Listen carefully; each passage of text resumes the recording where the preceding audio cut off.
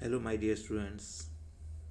तो आज हम एग्ज़ाम स्ट्रेटेजी के बारे में बात करेंगे। हमारा मास्टर प्लान जो एसएससी सीजीएल को कैसे क्रैक किया जाए।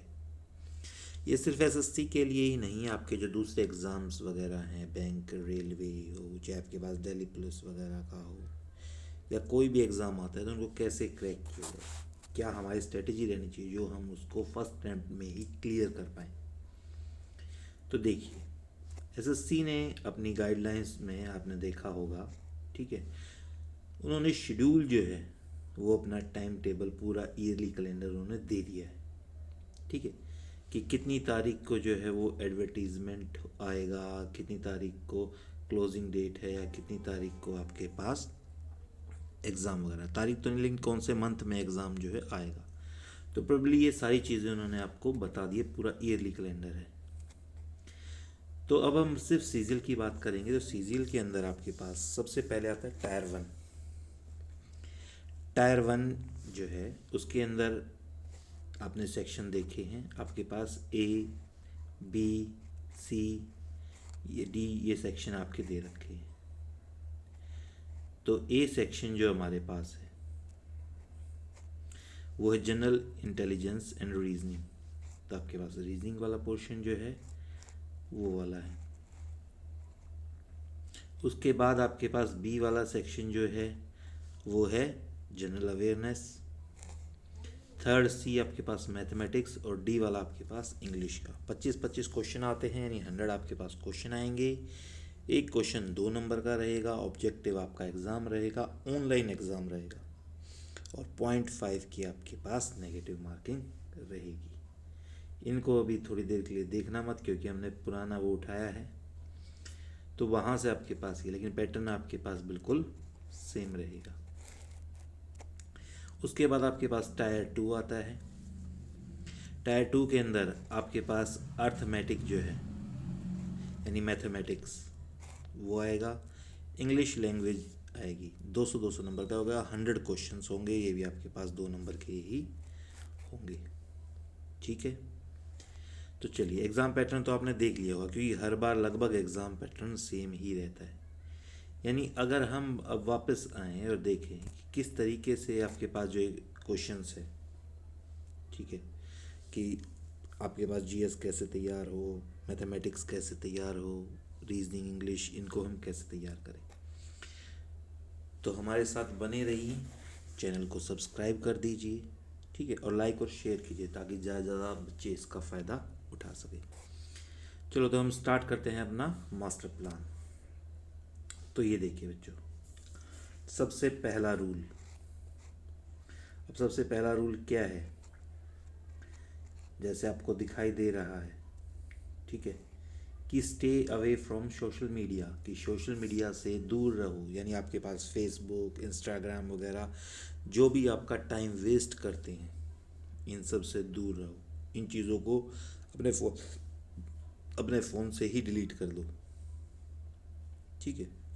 कहाँ फेसबुक वगैरह, ट्विटर, इंस्टाग्राम, इनके चक्कर में दो। सो आपका पहला एम सिर्फ पेपर क्लियर करना होना चाहिए।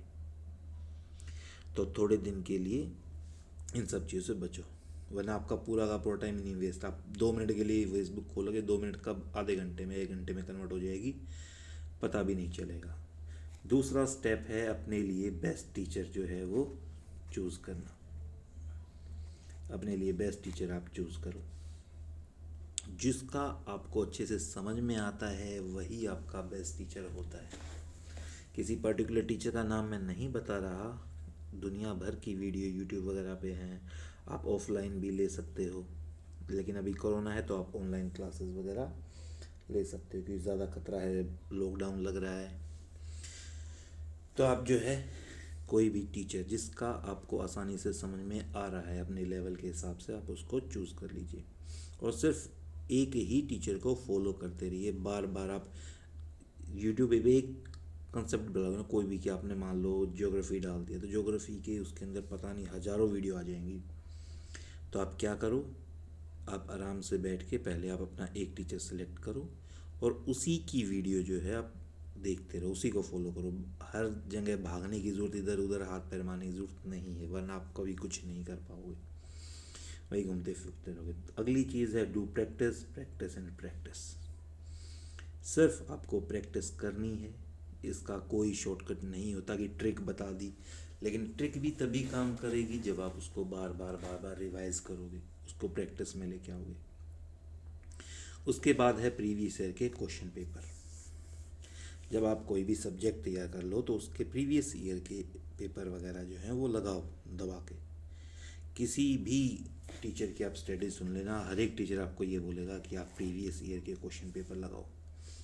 काफ़ी सारे क्वेश्चन तो यूँ के यूँ डिट्टो उसके अंदर आ जाते हैं, और उसके बाद अपने मॉक टेस्ट वगैरह लगा लीजिए। तो ये तो रहा, इस तरीके से हमने पढ़ना है, ठीक है। अब अगला स्टेप क्या होगा हमारे पास कि हम बुक कौन सी लें।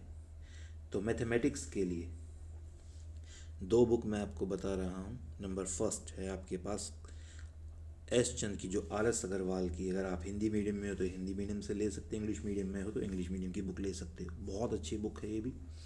ये आपके पास बेसिक बुक है, यहाँ से आपका बेस अगर कमज़ोर है, आपकी पहली किताब लगा लो तो वो आपकी आर एस अग्रवाल है। और दूसरी बुक आपके पास है किरण की। आपके पास पुराने पेपर जितने हैं वहाँ तक के क्वेश्चन इसके अंदर आए हुए हैं, चैप्टर वाइज इसने डिवाइड कर रखे हैं।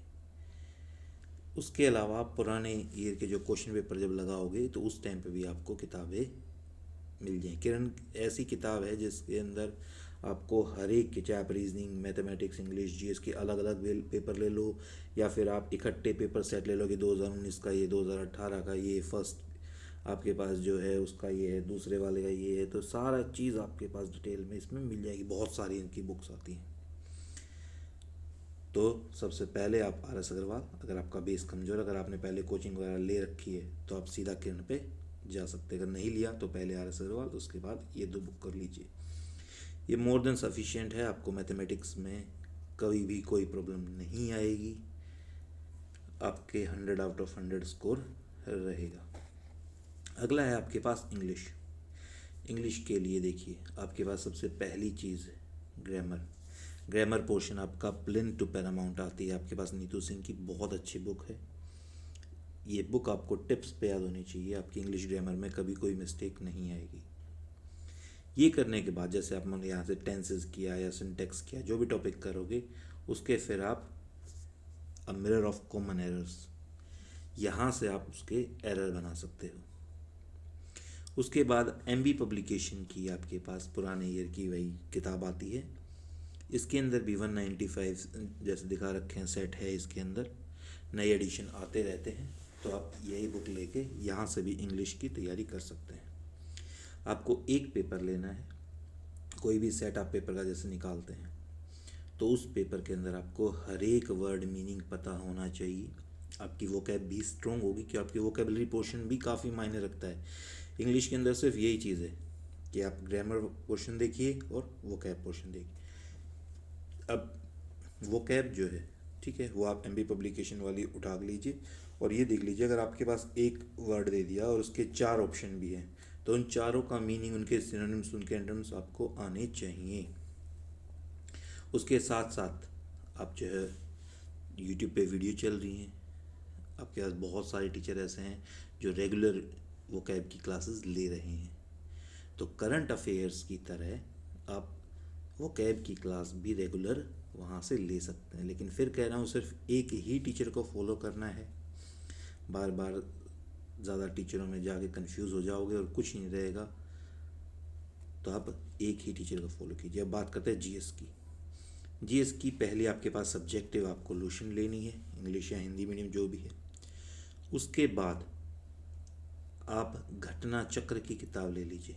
पहले ये हिंदी मीडियम में आती थी, अब ये इंग्लिश में भी आनी स्टार्ट हो गई, इंग्लिश में भी आती है अभी ये। तो यहाँ पे भी क्वेश्चंस दे रखे हैं, उनका एक्सप्लेनेशन दे रखा है। मिसप्रिंट अब बहुत कम हो चुकी है। शुरू की जो पुरानी किताबें थी घटना चक्र, उनमें मिसप्रिंट थी, लेकिन अब मिसप्रिंट इन्होंने काफ़ी कंट्रोल किया है, बहुत कम मिसप्रिंट है और बहुत अच्छे से एक्सप्लेन कर रखा है। और आपको पता चल जाएगा किस टॉपिक के अंदर कौन कौन से क्वेश्चन किस किस एग्ज़ाम में आए हैं, तो आप उसको पढ़ोगे तो बहुत जल्दी आपकी तैयार जीएस हो जाएगी, ठीक है। और बुक को जीएस, ये बात, जैसे मान लो कोई स्टाइल साइंस स्टूडेंट है या कॉमर्स स्टूडेंट है, उनकी जीएस जनरली कमज़ोर रह जाती है।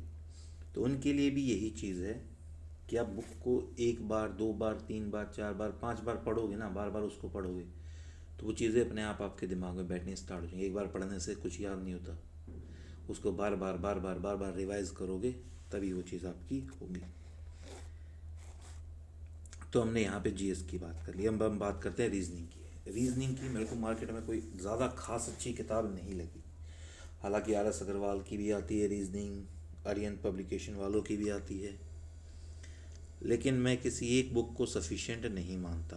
आप पाँच छः बुक लोगे उससे अच्छा है आप किसी भी अच्छे रीजनिंग टीचर की जो सिर्फ रीजनिंग करवाता हो उसके आप नोट्स ले लीजिए, या उनकी कोई लिखी हुई बुक है। जैसे मुखर्जी नंदन के अंदर बहुत है, रणजीत सर है, विक्रमजीत सर हैं, अजय सर हैं, ठीक है, अरुण सर हैं, रीजनिंग के बहुत अच्छे अच्छे टीचर्स हैं, ठीक है, शशिकर्ण हैं। तो उनकी आप किसी भी एक के भी नोट्स जो हैं, अगर आपके फ्रेंड्स वगैरह कोई जाते हैं या वैसे भी वहाँ पे अगर पैसों में भी वो मिल जाए तो आप नोट्स जो हैं वो ले लीजिए और उनको कीजिए। और साथ साथ वही है, वो हर एक सब्जेक्ट के लिए फिर आप जो प्रीवियस के क्वेश्चन हैं वो लगा लीजिए, ठीक है।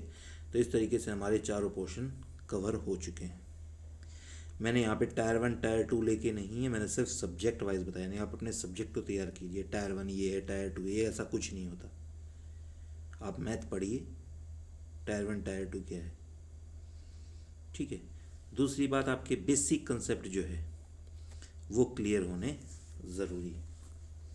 अगर आपका बेसिक कंसेप्ट क्लियर नहीं है तो साफ सीधी बात है आप एग्ज़ाम को भी भूल जाओ। और ये सोचो कि आपने कभी कोचिंग भी नहीं ली, आपके बेसिक कंसेप्ट नहीं, आप 3 महीने में एग्ज़ाम क्लियर कर दोगे, तो ये सिर्फ एडवर्टीज़मेंट होता है, ऐसे एग्ज़ाम क्लियर नहीं होता। उसके लिए बच्चों आपको मेहनत करनी ही पड़ेगी। अगर 3 महीने में सब जॉब लगते होते तो आज कोई बेरोज़गार नहीं होता। कंपटीशन आपको ही पता है कि कितने फॉर्म भरे जाते हैं, कितनों का पास होता है, कितने रिज़ल्ट निकल के आता है। तो साफ सीधी बात है, मेहनत करो, दबा के मेहनत करो, ठीक है। वरना सिर्फ जो है एक्सक्यूज़ जो है लूज़र एक्सक्यूज़ देते हैं और कोई एक्सक्यूज़ नहीं देता। तो लूज़र मत बनो, दिन रात एक करो और कहने में नहीं करने में विश्वास रखो। अगर आप अच्छे अच्छे कमेंट करो फिर मैं आपको सब्जेक्ट वाइज या किसकी कितनी वेटेज रहेगी वो भी आपको बता दूंगा कि आपके पास मैथमेटिक्स में कौन कौन से चैप्टर आते हैं या कितनी वेटेज रहेगी, या जीएस के अंदर कौन सा पोर्शन रहता है, करंट आप कहाँ से करें, या आपके पास स्टैटिक जीके है वो कहाँ से करोगे, फिजिक्स केमिस्ट्री कहाँ कहाँ से पोर्शन आता है, कौन कौन सी किताबें उनके लिए भी हैं। तो उसके लिए मैं एक दूसरी वीडियो अगर आप कहोगे तो मैं डाल दूँगा। अदरवाइज़ मैंने काफ़ी थोड़े में ज़्यादा बताने की कोशिश की है। तो बेटा मेहनत करो, मेहनत से ही सफलता जो है वो मिलेगी। तो धन्यवाद, फिर मिलते हैं अगली वीडियो के अंदर। चलिए बाय।